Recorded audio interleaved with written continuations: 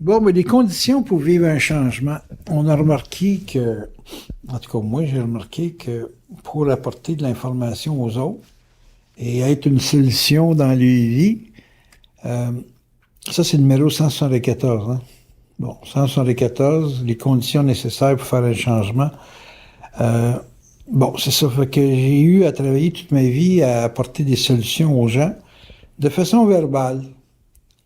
Et puis, souvent, j'étais exposé à des gens qui, 3 ans, 4 ans, 5 ans, 10 ans plus tard, me reposaient toujours les mêmes questions par rapport aux mêmes problèmes, au même climat, au même comportement. Puis je leur disais, ben écoute, si tu veux que ta vie change, il faut que tu fasses ça. Il faut que tu changes ta perception que tu as de telle situation. Ah oui, je comprends. Puis, tu sais, 10 ans plus tard, tu es supposé comprendre. Pas mal, parce que ça a été répété 30, 40, 50 fois. Puis la personne ne change pas. Ouh, pédale. Là, évidemment, tu te dis, s'il n'y a pas de changement, c'est parce qu'il y a vraiment une façon de voir qui ne veut pas changer.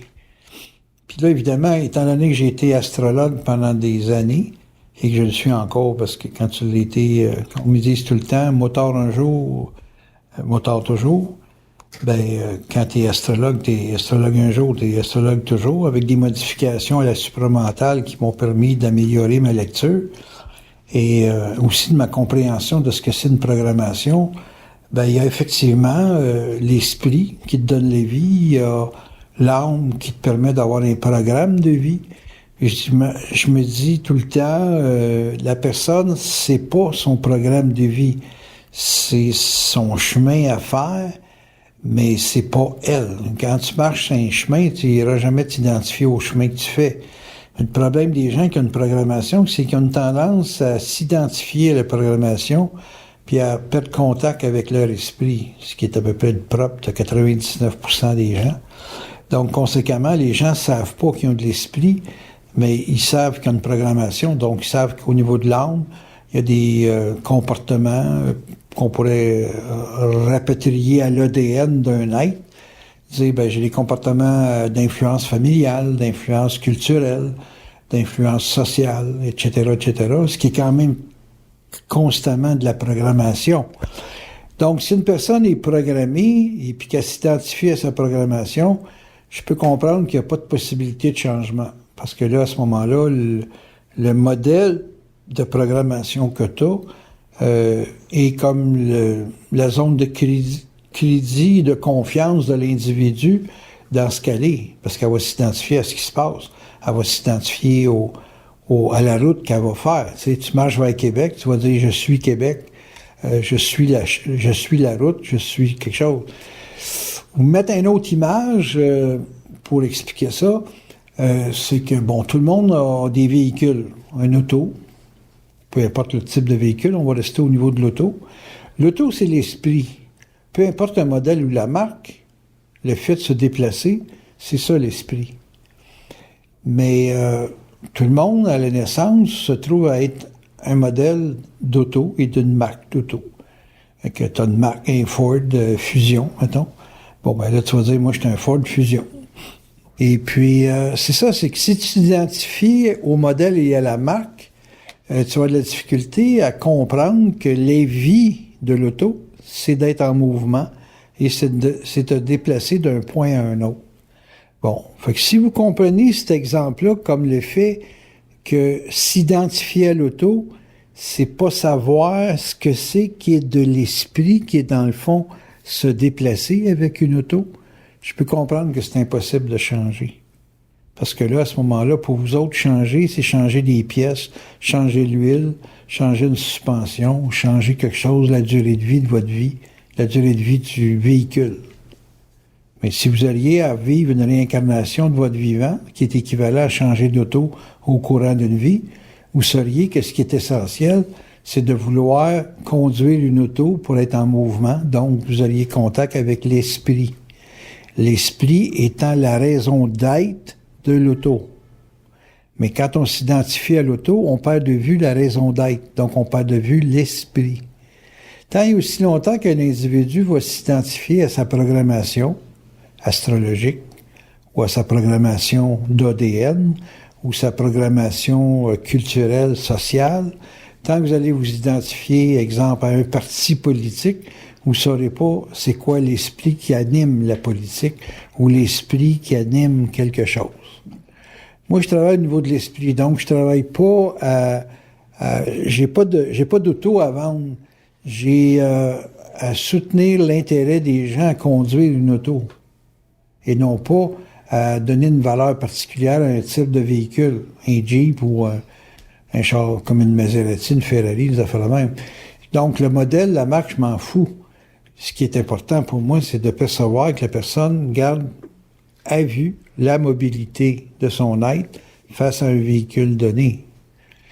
Et c'est là que toute la problématique de la conscience se pose, c'est qu'en n'ayant pas de perception de l'esprit qui anime un événement, on perd de vue l'événement, puis on se rabat sur le jeu. Le jeu étant qu'est-ce qui est l'acteur dans l'événement. Mais c'est parce qu'un acteur, c'est pas le film. L'acteur, il fait partie du film, mais c'est pas lui le film. Et tant et aussi longtemps que votre vie ne sera pas lue à partir d'un événement, il n'y aura pas de perception de changement où vous allez juste voir quelque chose qui est utilisé pour faire partie de l'événement comme tel. Donc, si on regarde l'importance de voir le rapport du changement dans un type de vie, il faut comprendre c'est quoi le travail de l'esprit sur l'âme. L'esprit travaille l'âme à l'emmener à des mutations profondes, par saturation. Tu as peur de quelque chose, puis l'esprit va t'emmener dans cette peur-là jusqu'à temps que tu te sois affranchi de cette peur-là. Donc, tu peux pas éviter ou tu peux pas échapper dans ta programmation à l'obstacle qui t'est présenté par l'esprit pour pouvoir t'affranchir de la problématique. Je rencontre des gens, des fois, qui ont un problème de concentration ou de focus, puis la vie ou l'esprit, si vous aimez mieux, va les placer devant des conséquences de ne pas avoir de focus, des conséquences graves.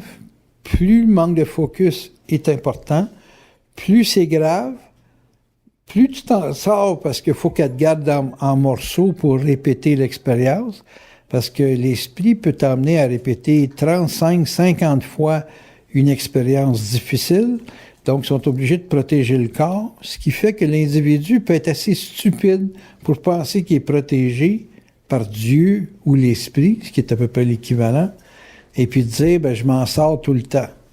Mais c'est pas vrai que tu t'en sors tout le temps, parce qu'à chaque fois que tu passes pas le test, donc tu passes pas la peur que tu as ou le manque que tu as, la carence, l'esprit augmente d'un cran l'intensité, puis donc la difficulté. Donc, si tu es rendu à la 30 quelques fois de perte de focus, les conséquences graves deviennent de plus en plus graves. Jusqu'à un jour que là, ils disent, il n'y a plus rien à faire avec cette âme-là. Et puis là, ils te mettent la totale, tu crèves ou tu tombes malade ou tu as une situation de crise extrême. Et là, tu n'es pas protégé. Là, tu es dans une situation de dépendance à ton environnement où les gens vont te placer en situation de crise constante devant ton manque de focus, exemple.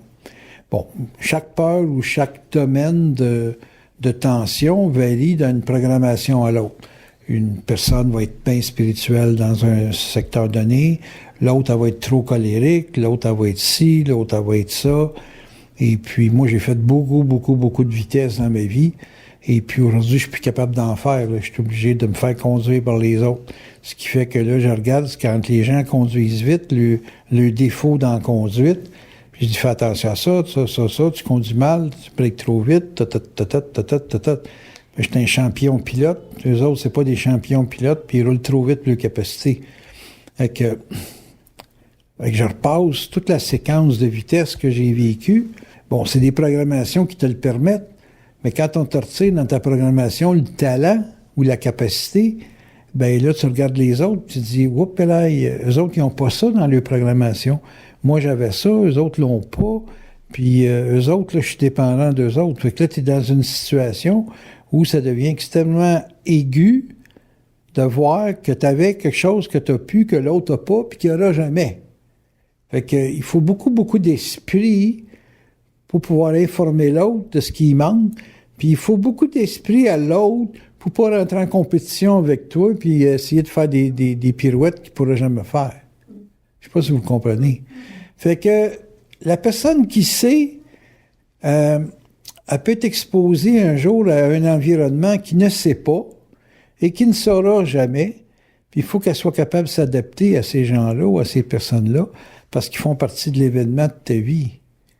Donc, est-ce que tu peux aider les autres à changer? Moi, j'appelle ça le monde des petites têtes, des petits cerveaux, des gros cerveaux. Moi, j'ai un gros cerveau, je vais vous expliquer pourquoi. J'ai expliqué ça à Jeannette. J'ai dit, moi, j'ai un gros cerveau. C'est pas en grosseur de volume, de corps. C'est que moi, je m'acharne toute ma vie à apprendre. Et je sais que je peux pas apprendre tout seul. Fait que tous les gens qui ont accès à un plus que moi, je veux savoir comment ils ont accès à ce plus-là. Et je fais tout ce qui est possible dans mon être pour pas rentrer en guerre avec celui qui va m'apprendre. Je cherche à être un bon élève, à bien apprendre. Et mon cerveau grandit avec la force de l'autre. Les petits cerveaux, eux autres, le problème, c'est qu'ils rentrent en conflit avec ceux qui peuvent lui apprendre parce qu'ils veulent les battre. Mais t'apprends pas à battre l'autre. T'apprends à t'informer avec l'autre, à être sympathique à cause de l'autre. Si j'ai eu un apprentissage des armes, puis du reload, puis du recharger les balles, que j'ai tout appris ça dans 2 ans à vitesse de l'éclair, c'est parce que j'ai pas rentré en compétition avec les gens qui savaient le faire. Il y en avait que ça faisait 30 ans, 40 ans qu'ils faisaient la job, puis ils le faisaient bien, puis j'ai pris le temps d'apprendre. Fait que j'ai grossi mon cerveau. J'ai amélioré ma compréhension des armes, etc., etc. Ce qui fait qu'aujourd'hui, je peux parler à la radio, puis expliquer les armes à des gens qui sont des animateurs ou peu importe. Mais c'est des gars qui me l'ont appris. Je ne l'ai pas appris tout seul. Ça m'aurait peut-être pris 20 ans, 30 ans comme eux autres de l'apprendre tout seul. Un petit cerveau n'est pas capable de faire ça vite parce qu'il se bat contre. Il veut tout le temps battre quelqu'un. Mais battre quelqu'un, ça fait une contraction chez l'autre qui dit « il ne saura pas comment ça marche. J'ai un edge dessus, puis le edge que j'ai dessus, j'y partagerai pas. » Donc, la personne reste dans la cave. Et puis, elle est limitée. Et c'est ça, un petit cerveau. Un petit cerveau, c'est un individu qui s'ostine. Puis pourquoi tu t'ostines? C'est pas compliqué. C'est parce que toi, tu as un modèle de char que tu compares à un autre modèle de char. Si tu es là pour comprendre que tout le monde qui roule sa route partage la même route, on s'informe sur l'état de la route, on s'informe sur la capacité de notre moteur, la capacité de notre suspension, ces choses-là. On améliore l'autre et on s'améliore soi-même. Plutôt que de se battre à savoir laquelle marque est la meilleure. La société, c'est une société qui compétitionne trop et qui partage pas assez sa science. Au même titre que si des partis politiques s'unissaient ensemble pour trouver des lois qui améliorent la vie d'un peuple, il n'y aurait premièrement pas de gaspillage, parce que les gens se placeraient tout le temps dans l'amélioration d'un rendement, puis ils partageraient avec le peuple des besoins qui amélioreraient le peuple, plutôt que de placer le peuple tout le temps dans une situation de dépendance à une gouvernance quelconque. C'est facile à comprendre. Hein? Fait que même nos politiciens, nos médecins, c'est des petits cerveaux. Parce qu'ils vont pas travailler avec ceux qui traitent. Tu sais, un malade, c'est probablement le mieux placé pour te dire que ça marche, puis ça marche pas, que lui qui subit le traitement. Là. Bon, ben, les gens qui sont intelligents, c'est des gens qui partagent leur science, puis les gens qui sont pas intelligents, c'est ceux qui compétitionnent la science de l'autre. Quand est-ce qu'il y a un changement? Il y a un changement quand il y a une amélioration. Quelqu'un me demandait l'autre fois, c'est quoi une vie parfaite ou de la perfection. La perfection, c'est quand tu es satisfait. Mais ta satisfaction est en évolution continuelle. Fait que si tu évolues vers la satisfaction, tu évolues vers la perfection. Mais la perfection va tout le temps changer. Donc, il n'y a rien de parfait absolument, mais tout ce qui est satisfait temporairement permet de goûter à de la perfection temporaire. Le changement, il se fait là-dedans. Le changement, il est dans « Ah, grâce on pourrait améliorer ça ». Mais là, c'est suffisant, c'est satisfaisant. Puis éventuellement, ta satisfaction va dire « Ah, j'aimerais ça avoir d'autres choses ». Puis là, ben, dans ton insatisfaction, tu fais de la recherche pour pouvoir arriver à une autre zone de satisfaction. Et puis, dans la mesure où tu acceptes la notion de perfection en mutation, donc en changement, ben, tu vas améliorer la perfection. Dieu, c'est quoi? C'est un travail de perfectionnement. L'esprit, c'est quoi? C'est un travail de perfectionnement. L'esprit, Dieu, le changement, c'est toute la même chose. C'est tout dans un mouvement que tu changes. Mais si tu as peur, tu as une vague d'inertie, tu as une vague d'insatisfaction parce que la peur, c'est pas confortable. Et puis là, ben, en étant en inertie, ben, tu peux pas te donner le droit du changement.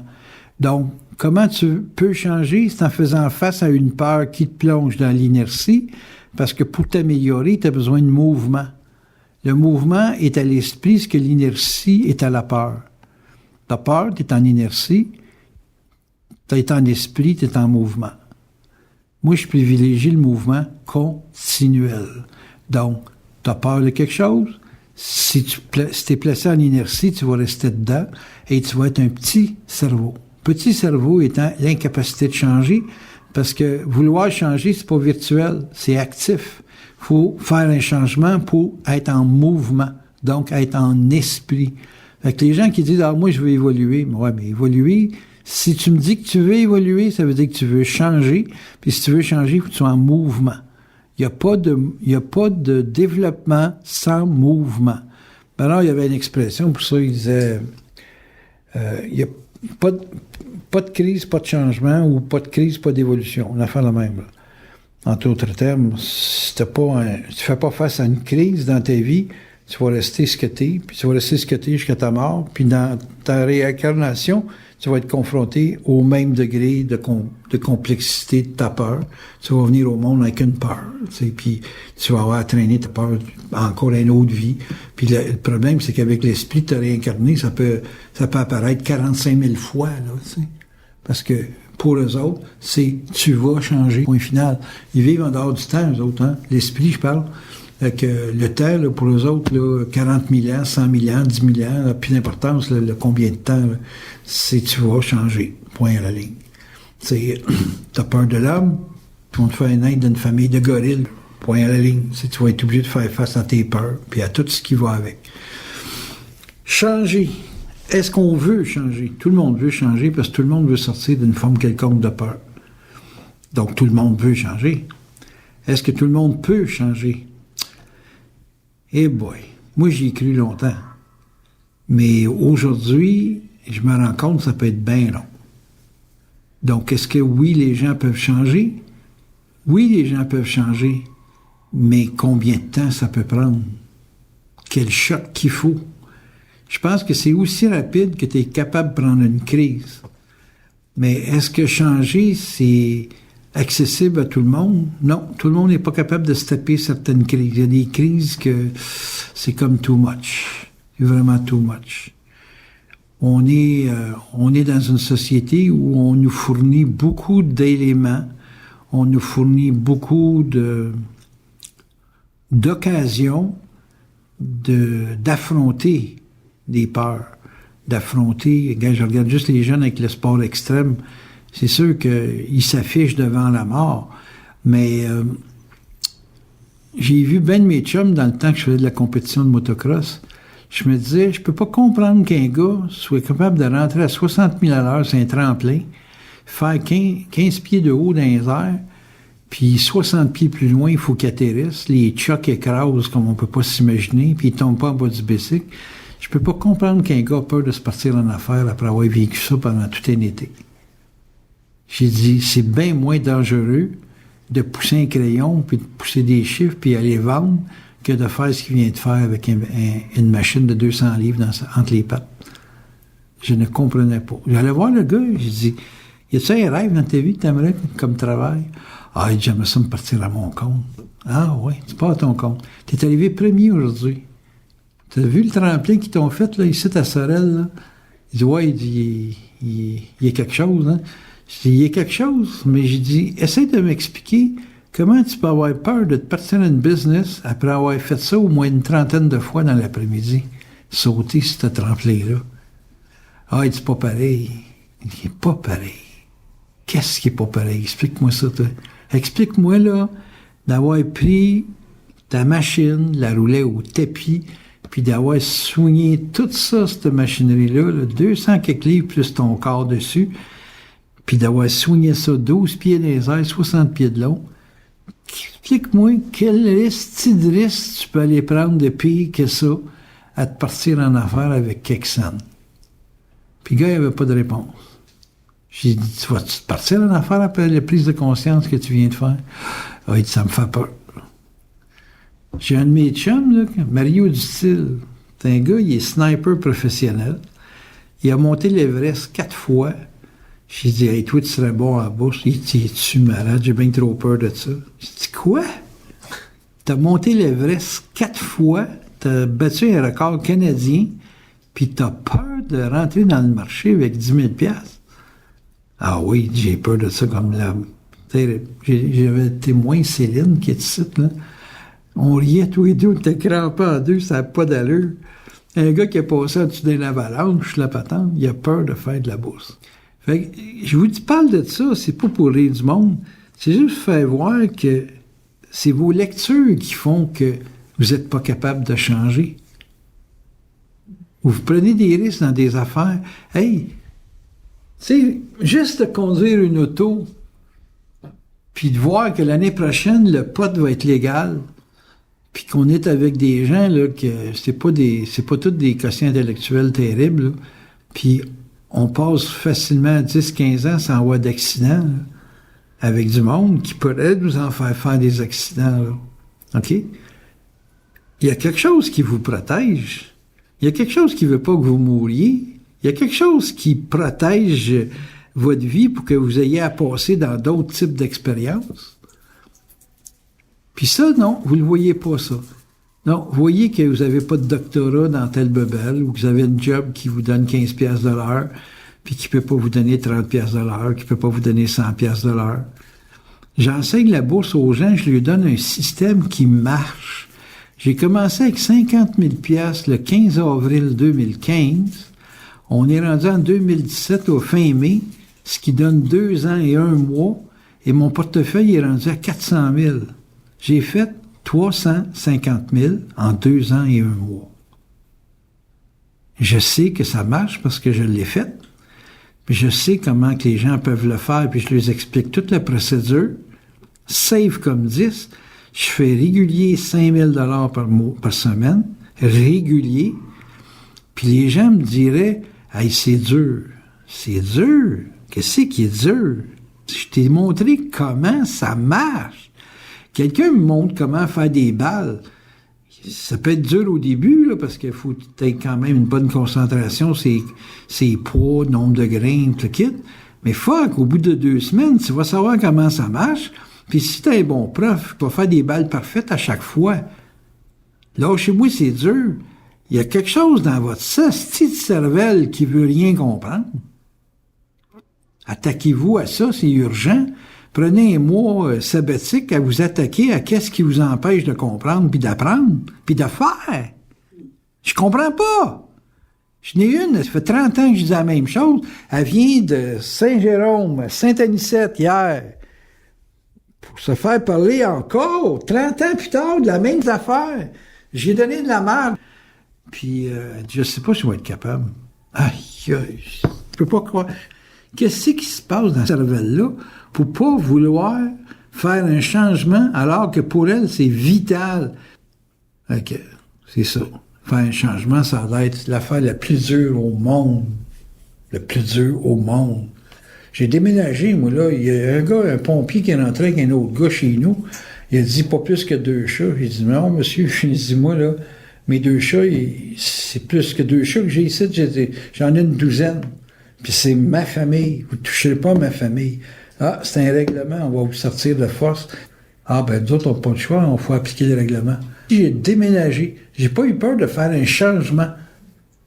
Ça n'a pas duré plus que 2 semaines. J'ai été voir le maire, là, essayer d'arranger ça. Mais quand j'ai vu là, qu'il n'y avait vraiment rien à faire avec la ville, j'ai dit, plutôt que me ramasser en prison, moi aller en prison à une autre ville.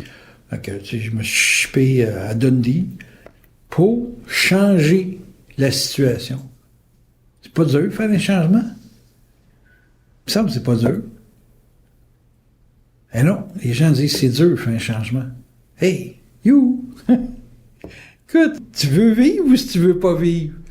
Tu veux transformer ta vie ou tu veux pas transformer ta vie? Réveillez-vous, c'est dur de faire un changement. Mon œil. Donc, si tu considères qu'on est tous conditionnés psychologiquement. Par la programmation. Par la programmation. Puis, comment, toi, tu m'indiques que c'est la saturation qui te permet de te pousser à l'extérieur de ce conditionnement-là. Oui, dans mon cas, moi, je réponds à ça. Est-ce que tu peux, mettons, accentuer ça, autrement dit, est-ce que tu peux prendre les devants, égoïquement parlant? Sachant ça, là, que la vie, c'est un perpétuel mouvement de changement, ouais. Est-ce que tu peux accentuer ça pour dire, OK, je suis en mouvement dans ma vie, puis, ou bien si c'est un leurre, le fait de vouloir absolument changer? Moi, je considère que la satisfaction va t'installer dans un pattern d'inertie. Mais des gens qui ont une satisfaction à 100%, je ne crois pas à ça. Qu'on soit habitué, ça ne veut pas dire qu'on est satisfait. On est-tu d'accord à ce point-là? Bon, un individu qui est intelligent, quand lui est arrivé à une zone de satisfaction, ben, il se tourne vers les autres pour amener de la satisfaction à son environnement. Il partage. Est-ce que tu me dirais, on peut encore être intelligent, en mouvement, tout le temps dans notre vie? Ben, moi, c'est ce que je fais. La capacité d'aller au-devant, là, comme tu dis, c'est la capacité d'aller vers des gens que si eux autres sont satisfaits, ben, ils vont s'attarder à ta satisfaction. Regarde, aujourd'hui, j'ai des gens qui viennent me chercher chez nous. Hey, c'est quand même 1h30 de route. Puis ces gens-là viennent chez nous.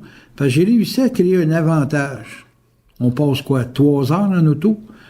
3 heures en auto, je te donne du temps où tu peux me poser des questions tant que tu en veux, puis j'ai des réponses, moi, tant que j'en veux. Je te partage ma science ou un accès à une information que tu n'as pas facile, puis moi, je te la transmets parce que pour moi, c'est facile.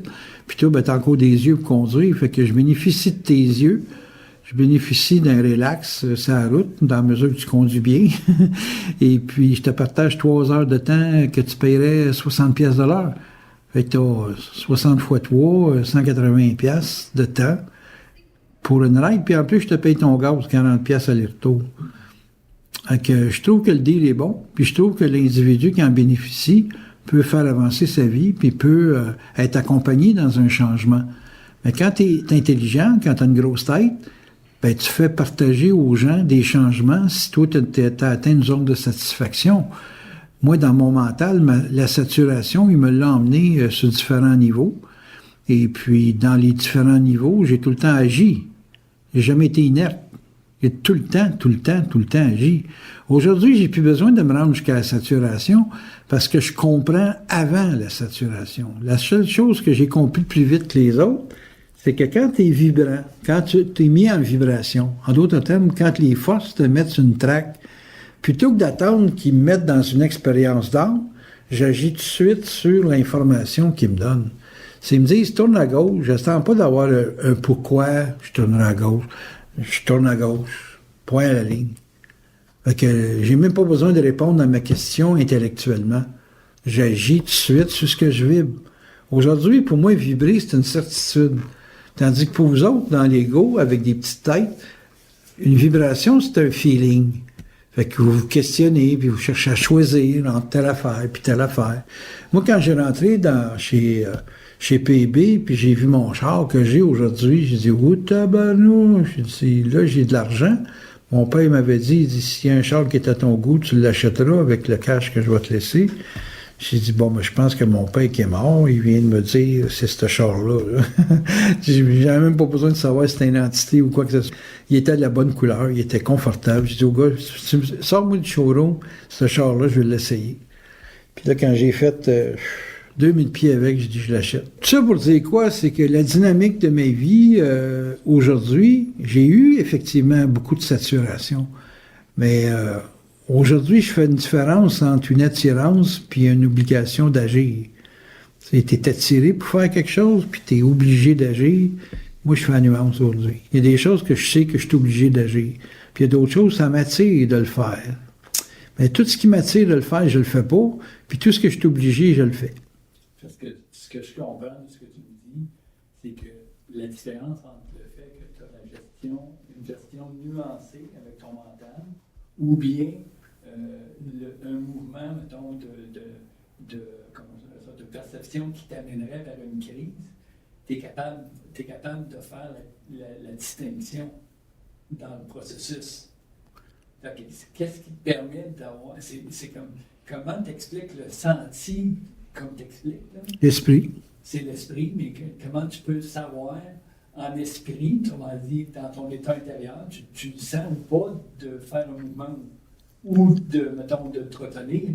J'ai deux expériences. J'ai l'expérience de l'âme, puis j'ai l'expérience d'esprit. Aujourd'hui, pour moi, l'expérience de l'âme, j'en ai plus besoin. Tu sais, je suis capable de faire la différence, comme là, je suis célibataire, je suis capable de faire la différence entre une femme désirable et une femme admirable. Fait que, il y a des femmes désirables que c'est pour moi un paquet de troubles, puis il y a des femmes admirables que j'aime mieux côtoyer parce que dans leur individualité, ils m'apportent quelque chose. Je suis capable de lire ça. Je trouve que c'est un gros avantage d'avoir eu dans ma vie l'obligation de respecter tous les genres de personnes et non pas vouloir un seul genre de personne. OK? Fait que quand je rencontre des gens admirables, je me mets à l'école. Je me mets à regarder leur vie, à voir comment dans leur vie, ils réussissent à s'en sortir. Parce que pour moi, être intelligent dans la vie, c'est s'en sortir. Quelqu'un qui réussit à s'en sortir, pour moi, il est intelligent. Pour moi, quelqu'un n'est pas intelligent parce qu'il était à l'université. Mais est-ce que tu pourrais aller chercher ça, mettons, cette sensibilité-là ou ce perfectionnement de sensibilité-là en allant voir un film? Non. Faut-tu... Oui, c'est... Oui, non. Moi, je ne crois plus à l'information. J'ai informé beaucoup de gens dans ma vie, là, puis ça m'a pas impressionné. Il y a trop de gens que j'ai informés puis qui n'ont rien fait avec. Là, puis un film, c'est comme une bonne conversation. Il n'y a rien là-dedans. Là. Tu sais, la bourse, je te regarde aller là-dedans. Fait que je pourrais t'informer beaucoup sur ce que tu fais et ce que tu ne fais pas. Et puis, il faudrait que tu fasses quelque chose pour pouvoir dire que tu es professionnel. C'est professionnel dans le sens que tu es un élément qui peut aller chercher une sécurité là-dedans. Là, toi, tu n'es pas en mesure de lâcher ta job là, parce que tu n'as pas de sécurité avec le stock market. Mais tu as fait une belle étude, mais une étude, pour moi, c'est de l'information. L'information, c'est pas du véhicule, ça. Donc ça, à ce niveau-là, des gens informés qui comprennent, oui, j'en connais pas mal. J'en connais beaucoup même. Mais des gens qui sont capables de vivre de leur information, ça, j'en connais pas mal moins. Ça se compte ses 10 doigts. Que c'est pas viral, le développement de la conscience. C'est pas quelque chose que parce que tu as l'information puis tu as le langage, ça dit pas que tu es capable de le vivre. Okay. Quand tu parlais de capacité de vie, ça veut dire que les gens qui restent au niveau de l'information... C'est des pissous. Non, mais ils n'ont pas la capacité de le vivre. Non, c'est des pissous. Mais c'est ça que... C'est juste des pissous. C'est juste des pissous. Un pissou, c'est quoi un pissou? Un pissou, c'est une personne qui a peur de perdre. Fait que, tu sais, tout le monde est capable de faire quelque chose, mais moi, accepter des limites, oui, correct. Mais accepter la limite ultime, c'est mourir. Quand tu es prêt à mourir, c'est comme Gilles, moi, il m'a déçu énormément parce que faire faillite, ça a été une occasion pour lui de se remettre au monde. Si tu es intelligent, mon Gilles, tu fais faillite, tu vas te remettre sur le piton en dedans d'un an. Et non, l'image. C'est quoi cette affaire-là, là? Tu te sais pas pour une image, que tu es en pleine santé. Relax, Max. Moi, j'ai perdu 50% de mes vues. J'ai encore le goût de vivre parce que j'ai du monde que j'ai encore espoir d'aider à changer, là. Puis qui viennent me chercher. T'sais. Moi, le monde me garde en vie, là. Parce que moi, le monde me crisse là. Me laisse mourir, moi, là. Il n'y a rien là. J'ai tout atteint mes objectifs dans la vie, moi, là. Tout de A à Z, là. Donc, n'ayez pas peur. Le monde qui a peur, là, ils ont peur de quoi? Tu peux même m'expliquer de quoi ils peuvent avoir peur? À part de perdre? Peur de perdre quoi? Il y a eu un divorce, moi, là. Puis j'en ai eu 2, 3, puis il n'y a rien là. Il y en a du monde sur la planète, là. Tu rentres dans la vie de quelqu'un juste en disant, moi, t'aider à évoluer, moi, t'aider à te développer, moi, m'occuper de toi.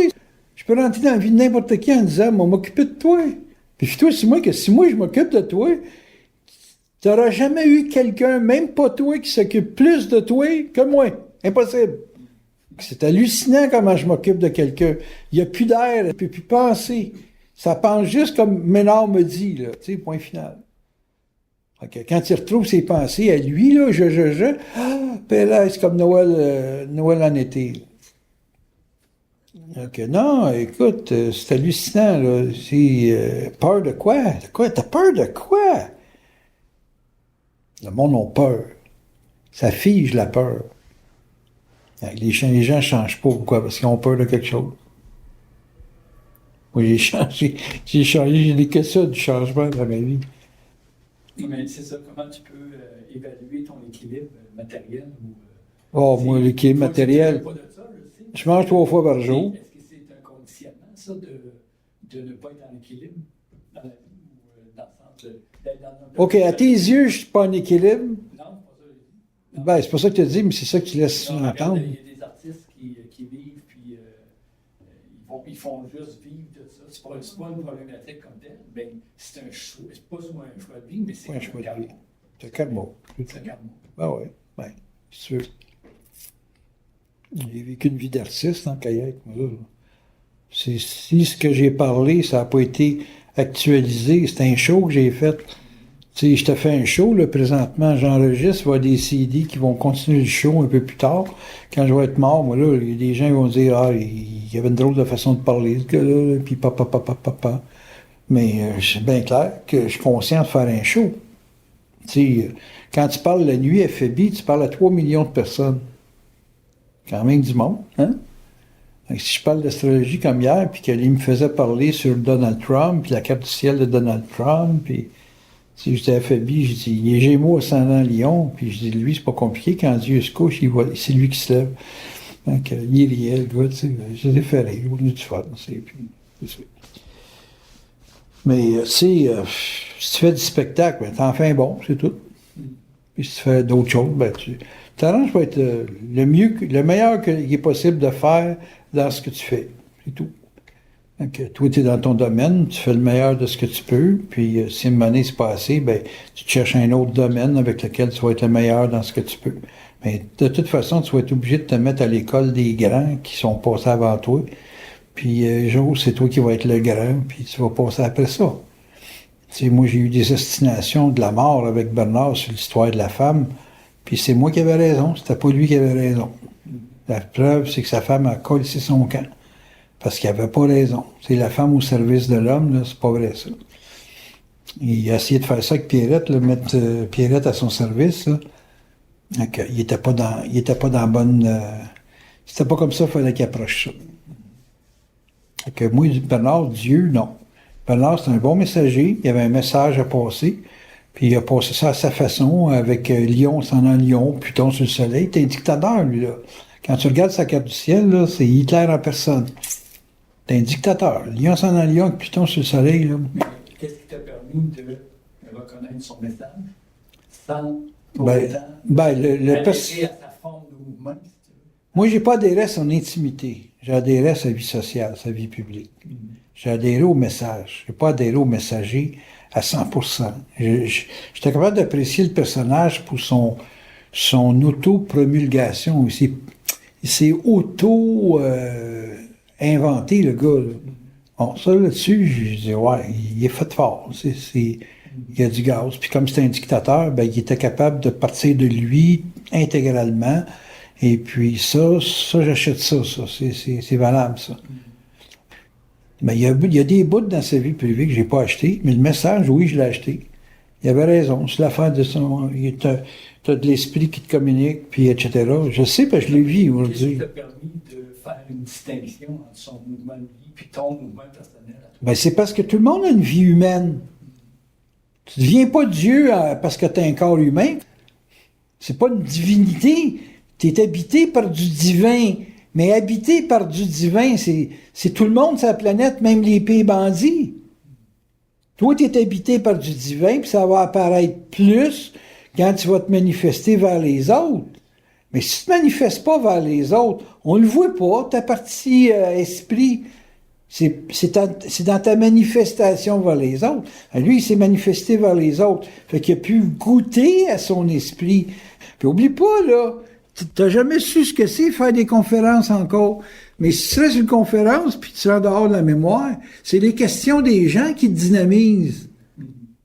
Moi, je peux apprendre par la question. Il faut qu'on me pose des questions pour que ça se déclenche dans mon mental. Bernard, c'était pareil. Il était chanceux en tabarnak de m'avoir dans le pit, parce que les gens, c'était des questions je. Moi, je l'ai fait parler, Bernard. J'ai été le meilleur intervieweur qu'il y a jamais eu dans tout le lot. C'est l'homme. Vous avez oublié l'homme, vous autres. À un moment donné, vous êtes restés pognés avec le message en pensant que le messager était au même niveau que le message. Oh, attention. Attention, de l'esprit, tout le monde en a. Là. Tout le monde a de l'esprit.